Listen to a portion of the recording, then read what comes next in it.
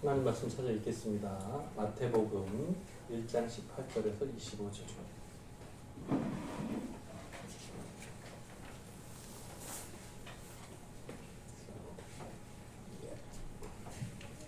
제가 서로 읽을게요. 잘 보세요. 18절. 예수 그리스도의 나심은 이러하니라. 그의 어머니 마리아가 요셉과 약혼하고 동거하기 전에 성령으로 잉태된 것이 나타났더니 9절. 그의 남편 요셉은 의로운 사람이라.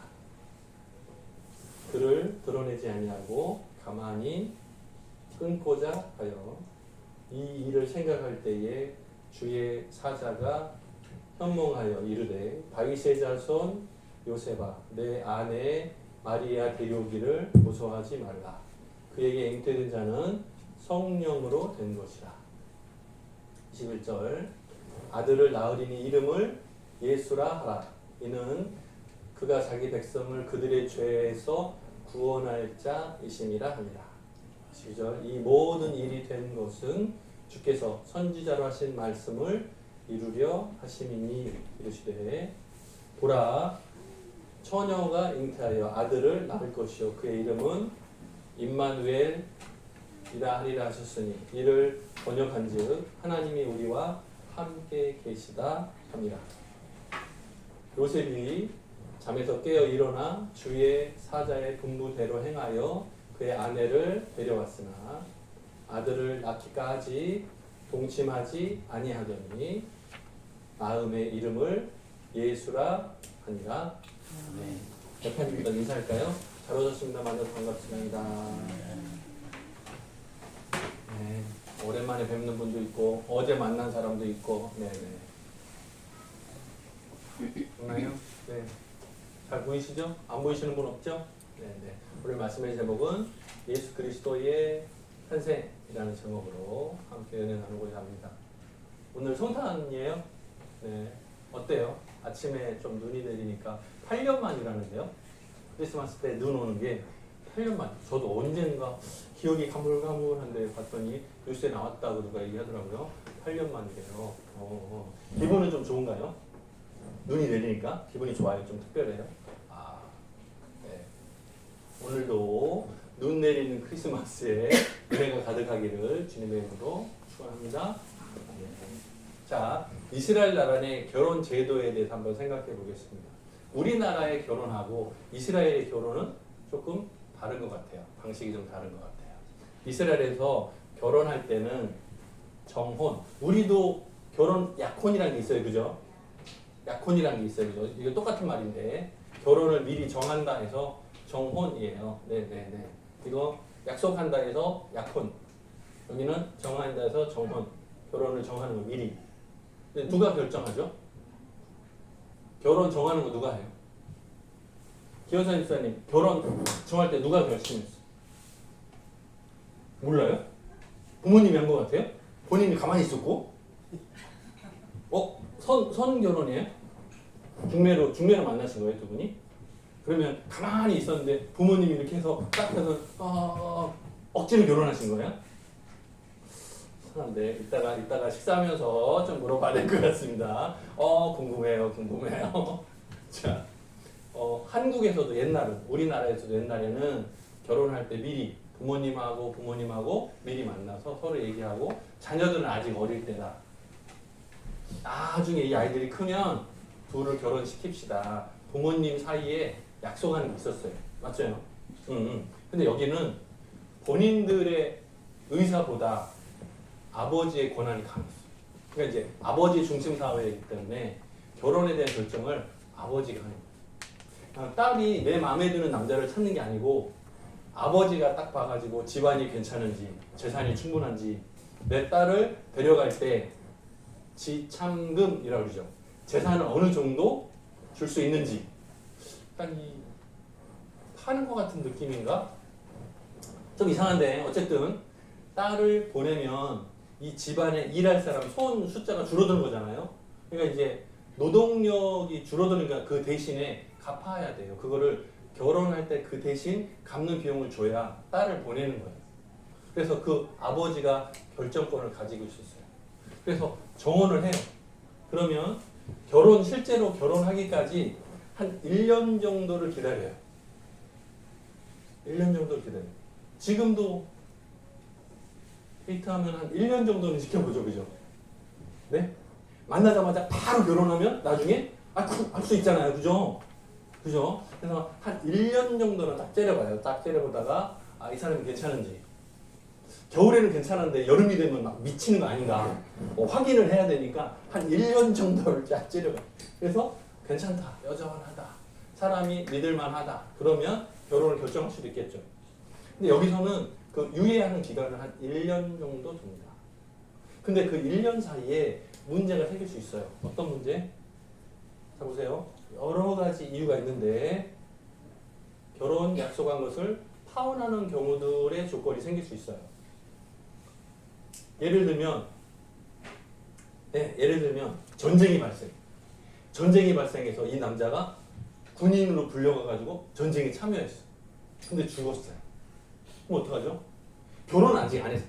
정혼만 한 거예요. 정혼만 했는데 결혼하기 전에 요 1년 사이에 이 남자가 전쟁이든지 뭐 싸워서든지 뭐 해든지 죽었어. 사고가 나서든지 죽었어요. 그러면 이 여자는 어떡하죠? 여자는 과부가 돼요. 과부가 돼요. 결혼 아직 안 했는데 정혼한 사이인데 남편 약속한 사람이 1년 사이에 죽어버리면 과부가 돼요. 참 이상한 것은 여자가 죽어버리면 남자는 자유로워요. 왜? 억울해요? 여자분들 표정이 굉장히 마음에 안 들어요 지금. 굉장히 억울해요? 이거 우리나라 한국 얘기 아니고 이스라엘 옛날 얘기예요. 근데 지금도 그쪽 문화는 비슷할 겁니다. 남자 중심 사회라고요. 네, 남성 중심. 지금도 이란 같은 데나 이라크 같은 데서는 여자가 운전하기도 어렵고 영화관 같은 데 가기도 어렵고 이거 뒤집어 쓰고 다녀야 되고 그죠? 굉장히 불편해요. 여전히. 네, 그 여성 인권 문제가 좀 심각한 상황이에요. 지금도 여전히. 그러니까 결혼 문제에 있어서는 더 심했어요. 자, 결혼을 약속했어요. 그런데 1년 기간에 발생하면 조건이 깨지게 돼요. 그러면 그것은 결혼에 대한 책임져야 될 사람이 그 지참금을 미리 보내잖아요. 그 돈에 대해서 책임. 그래서 이걸 돌려줄 건지 그냥 하고 끊든지 결정할 수 있어요. 누가 잘못했는지에 따라서. 네. 그래서 그게 결혼을 깬 책임을 누가 져야 되는지를 계산해야 돼요. 만약에 여자를 보낼 계획인데 미리 돈을 받았는데 여자가 잘못했으면 이 돈을 배로 물어야 되죠. 남자가 잘못했으면 지참을 받은 거를 그냥 갖게 되겠죠. 뭐 그런 상황. 그래서 1년을 기다렸다가 그 후에 아무 문제가 없고 서로 동의가 되면 결혼을 하는 거예요. 결혼은 혼인잔치. 우리 요한복음 2장에 보면 가나 지역에서 혼인잔치가 있어요. 그죠? 며칠 동안 하던가요? 일주일이에요. 일주일. 지금도 일주일이에요. 부자들은 2주 해요. 동네 마을 사람들 다 먹여요. 막 잔치하고 막 좋아요. 왜? 좋은 날이니까. 우리 한국은 어떻게 해? 한번 가끔 저 부산은 남편 사는 데서 결혼하고 처가에 오면 한 번 더 잔치를 해서 2번 하는 경우도 있어요. 부산에서 온 아가씨가 막 동의를 강하게 해줘서 감사합니다. 하은 자매가 부산에서 왔잖아요. 알잖아요. 그 문화를. 네? 울산이라고요. 학교는 부산. 네, 고신대 나왔어요. 네. 자, 오늘 말씀에 나온 대로 요셉하고 마리아하고 약혼만 한 상태예요. 그리고 1년이 시간이 아직 차지 않았어요. 그런데 빨간 동그라미 임신이에요. 아이가 생겼어요. 근데 이 아이가 생긴 것에 대해서 말하지 않은 것 같아요. 말하지 않았다기보다 말하지 못한 것 같아요. 자, 결혼을 정혼한 사이 이 1년 기간 동안에 아까 뭐라 그랬죠? 문제가 생기면 책임을 져야 된다고 그랬죠. 자, 여자의 경우에 결혼을 약속한 남자 외에 다른 남자를 만나서 임신이 되면 이 두 사람을 찾아서 데려다 놓고 돌로 쳐서 죽입니다. 그게 율법이에요. 그러니까 만약에 마리아가 임신을 했는데 이것이 드러나면, 발각이 되면 이 외에 남자 누구를 만났는지 찾아서 둘을 데려다 놓고 돌로 쳐서 죽이게 돼요. 그게 법이에요. 그런데 요셉이 뭐라고 소개되어 있냐면 의로운 사람이에요. 의로운 사람. 마음이 반듯하고 깨끗한 사람. 그런데 자기하고 결혼하기로 약속한 이 여자가 임신했다는 걸 알게 됐어요. 그럼 어떻게 해요? 회당이나 마을 대표 장로님한테 고발하면 마리아 불러다가 남자 누구 찾아가지고 돌로 쳐서 죽이면 되는 거예요. 근데 그게 싫은 거야. 왜요? 자기하고 결혼을 약속한 여자가 돌에 맞아 죽는 거가 싫은 거예요. 그냥 조용히 모르는 척하고 조용히 끊고자 했어요. 그냥 헤어지는 걸로 결정하는 게 낫겠다 이 생각을 하고 고민을 했어요. 그러니까 마음이 되게 착한 사람이죠. 근데 이렇게 생각하고 있을 때 요셉의 꿈에 천사가 나타납니다. 그래서 이렇게 말해요. 요셉아, 내 아내 마리아 데려오는 것을 뭐예요? 이제 1년이 다 차면 데려오면 되는 거거든요. 그럼 결혼 정식으로 하고 일주일 잔치하면 되는 거거든요. 마리아 데려오는 것에 대해서 두려워하지 말라. 왜요? 결혼하기 전인데 임신한 아내를 데려오면 어떻게 된다고요? 그래서 몰라. 걱정인 거예요, 그게. 이제 쓸리는 거죠. 자, 그래서 마리아에게 잉태된 아이는 뭐라고요? 성령으로 된 것이다. 라고 누가? 하나님의 천사가 명확하게 드러낸 거예요. 그러니까 오늘 말씀에서는 이것이 나타났더니 라는 표현이 되어 있어요. 한글이. 그러니까 이 내용 전체를 표현하는 거예요. 이것이 마리아가 임신된 것이 들켰더니 이런 뜻이 아니에요. 이것을 감추고 있었어요. 왜? 여자 입장에서는 말을 못해. 왜?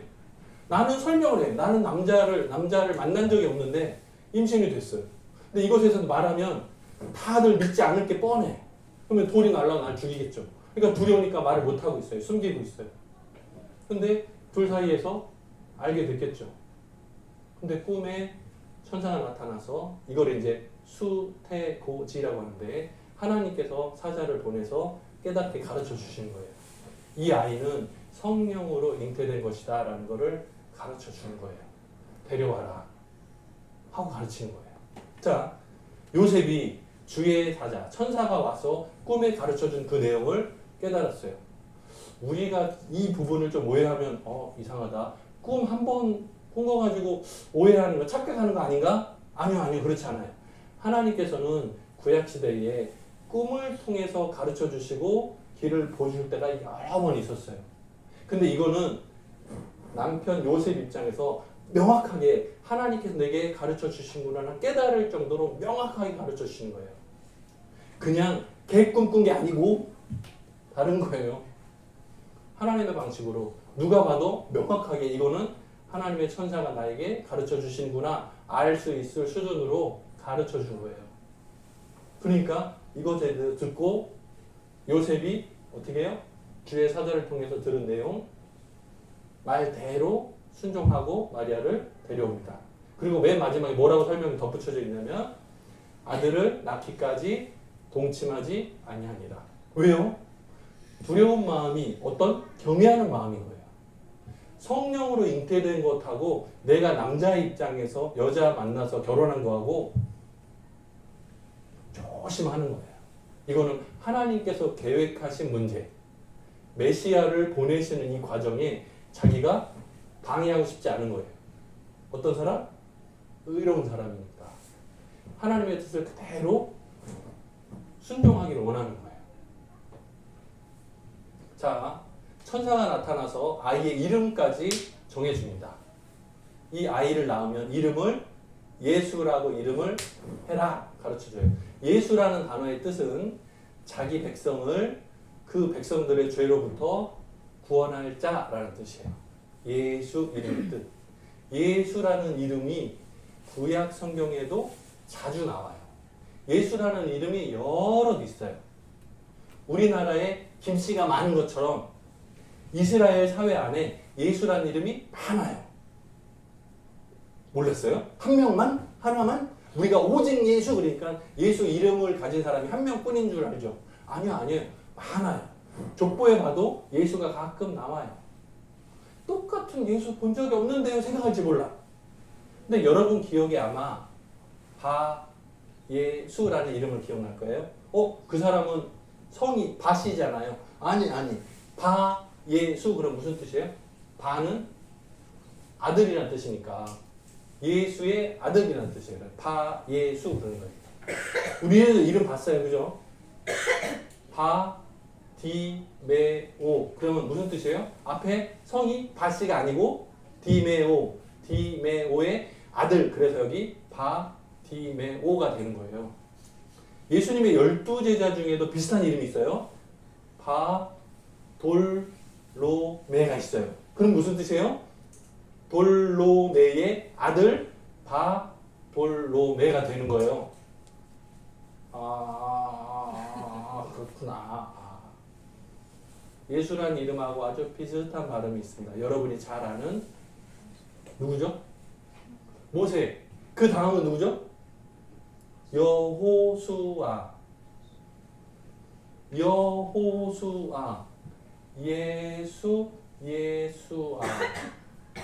예수아하고 여호수아하고 같은 극이에요.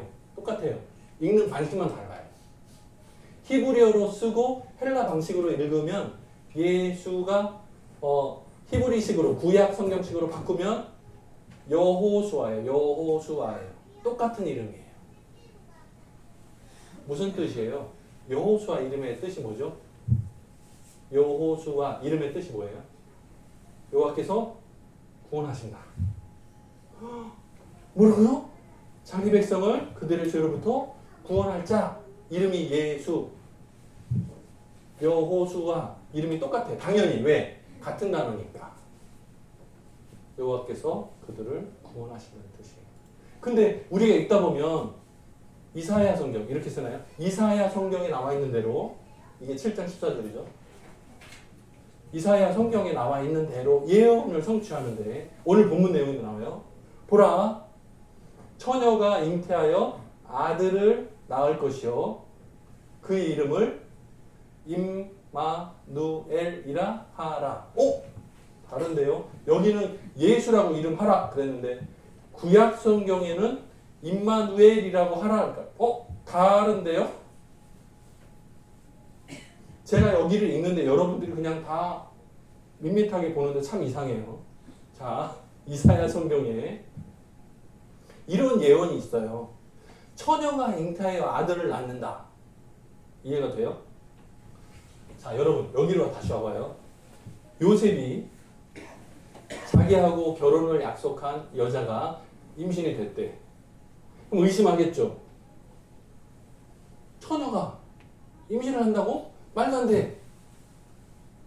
이거를 만약에 마리아 입장에서 막 설명해. 내가 다른 남자하고 바람핀 게 아니고 성령 잉태된 거예요. 설명을 했어. 그럼 이 남자가 그렇구나. 가능해요? 이해 못하지. 그러니까 어떻게 해요? 하나님께서 직접 간섭하셔서 천사를 보내서 요셉에게 가르치는 거예요. 이렇게.